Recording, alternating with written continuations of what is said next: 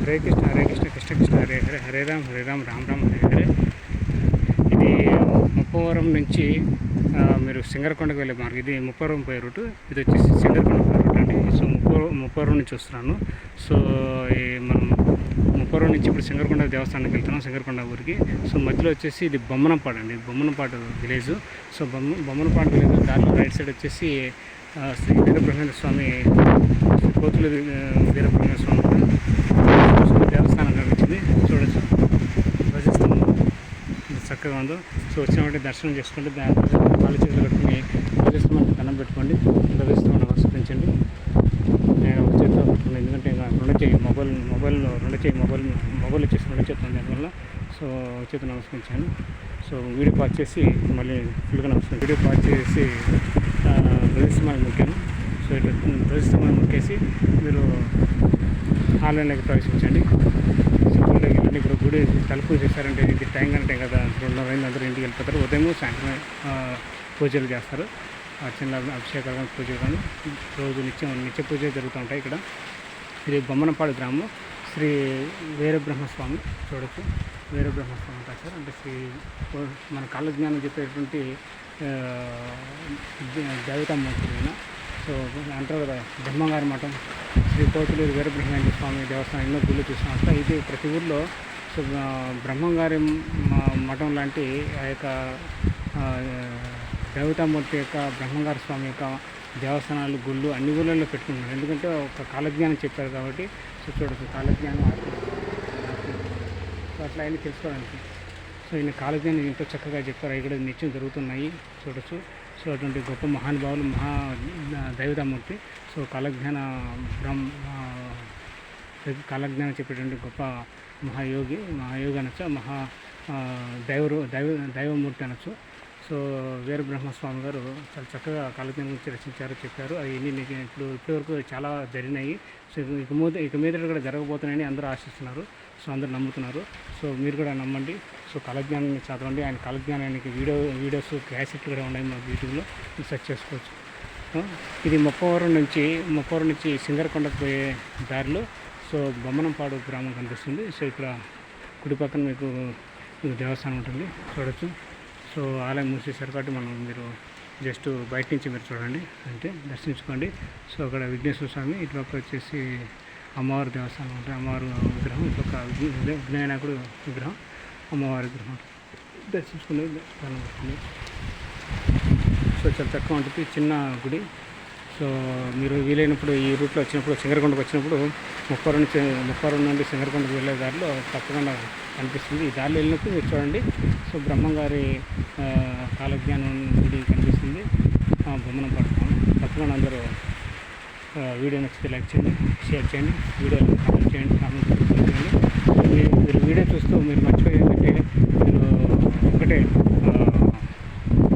Subscribe చేసుకోవడం మర్చిపోతున్నారు. దయచేసి తప్పకుండా సబ్స్క్రైబ్ చేసుకోండి నా ఛానల్ టెంపుల్స్ జర్నీ లైఫ్.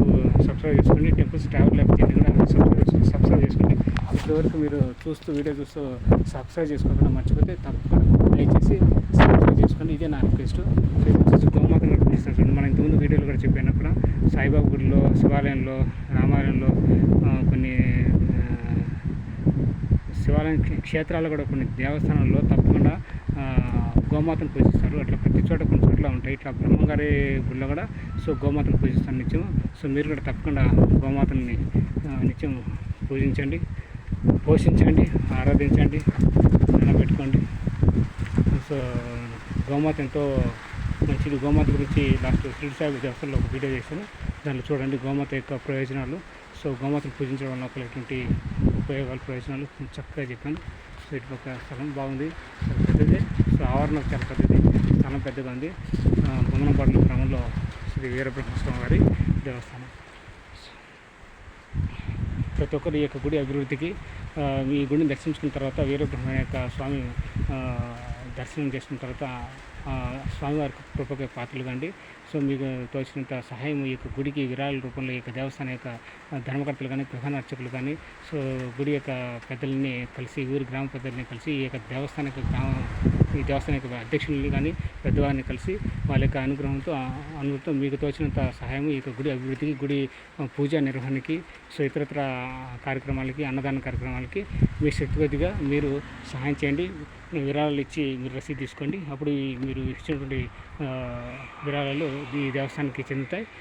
మీరు మామూలుగా విరాళాలు ఇచ్చినట్టు అవి చెందవు. సో మీరు హుండీలు వేసినా కూడా అవి కానుకలు కానీ మొక్కుబడులు కానీ మీరు హుండీలు వేయచ్చు. అప్పుడు హుండీ ఉంటుంది. హుండీలు వేసేసి ఈ యొక్క దేవస్థానానికి సహాయం చేయండి. విరాళాలు ఇచ్చి ఈ యొక్క గుడి అభివృద్ధికి, ఈ యొక్క భవనంపాడు గ్రామంలో ఉన్నటువంటి శ్రీ వీరబ్రహ్మేంద్ర స్వామి యొక్క గుడికి సో ఇంకా బాగా చక్కగా అభివృద్ధి చేయండి. సో షెల్టరు, షెడ్డు, సో ఇంకా పెద్దగా నిర్మాణం చేయడం, అటు గోమాత పూజించడం, గోమాత పూజించి అర్చన చేయడం, దానికి పూజా విధానం చేసేసి ఇంకా అన్నదాన కార్యక్రమం చేయడం. సో మీ ఇంట్లో ఏదైనా పిల్లలకి నామకరణం, పుట్టినరోజులు, నిశ్చితార్థం, వేడుకలు, సో యానివర్సరీలు, బర్త్డేస్, మ్యారేజ్ యానివర్సరీ డేస్ ఇట్లా జరుగుతూ ఉంటాయి కదా, పెళ్ళిళ్ళకి, శుభకార్యాలు. ఇలాంటి ఏదైనా శుభకార్యాలు మీ ఇంట్లో జరిగినప్పుడు తప్పకుండా ఇలాంటి దేవస్థానానికి వచ్చేసి మీరు ఆ దేవస్థానానికి విరాళాలు ఇచ్చి అన్నదాన కార్యక్రమానికి నిర్వహించవచ్చు మీ పేరు మీద. సో నిత్య అన్నదానం చేయొచ్చు, డైలీ అన్నదానం, వీక్లీ, మంత్లీ, ఇయర్లీ, శాశ్వత అన్నదానం జరుగుతుంది. సో ఒక్కొక్క చోట ఒక్కొక్క గుడిలో ఉంటుంది. ఆ గుడి యొక్క విశేషాలను తెలుసుకొని మీరు విరాళాలు ఇచ్చి ఆదుకోవాలని కోరుకుంటున్నాను. నా తరఫున ఈ యొక్క దేవస్థానం తరఫున కోరుకుంటున్నాను. అది ప్రతి దేవాలయంలో నేను చెప్పేదంటే దయచేసి మీరు ఆ యొక్క దేవస్థానంలో ఉన్నటువంటి గుడిలో ఉన్నటువంటి ఆ యొక్క దేవతామూర్తికి భగవంతుని నమస్కరించి దర్శించుకొని సో తీర్థప్రసాదాలు తీసుకొని స్వామివారి కృపకి పాత్రలు కండి. మీకు తోచినంత సాయం మీ శక్తి కొద్దిగా మీ చేతి మీదుగా విరాళాలు ఇచ్చి ఆదుకోండి, సాయం చేయండి, రసీదు పొందండి. ఓకే, మీరు మామూలుగా మీరు హుండీలో వేస్తే భక్తులు అంటే మీరు ఎవరైనా సరే భక్తులు ఎవరైనా కానుకలు, మొక్కుబడులు కానీ డబ్బులు హుండీలు వేస్తే దేవస్థానం మామూలు నార్మల్గా హారతి చెట్టు ప్లేట్లు వేస్తే అది దేవస్థానానికి చెందదు. అదే మీరు అర్థం చేసుకోండి. సో ఎక్కడైనా అదే ఒకటే పద్ధతి. సో గుడికి సాయం చేయాలని కోరుకుంటున్నాను. హరే కృష్ణ హరే కృష్ణ కృష్ణ కృష్ణ హరే హరే, హరే రామ రామ రామ హరే హరే. జై శ్రీకృష్ణ పరమాత్మకి జై. సో అంటే సైకిల్ పెట్టుకొని దర్శనం చేసుకున్నాను. చాలా చక్కగా దర్శనం అయింది. సో తలుపు మూసినా కూడా మనకు ఇబ్బంది లేదు. భగవంతుడు రెండు చోట్ల ఉంటాడు, కాళ్ళు దాన్ని చూడొచ్చు కూడా. సో చక్కగా ఉంది, చూసారుగా.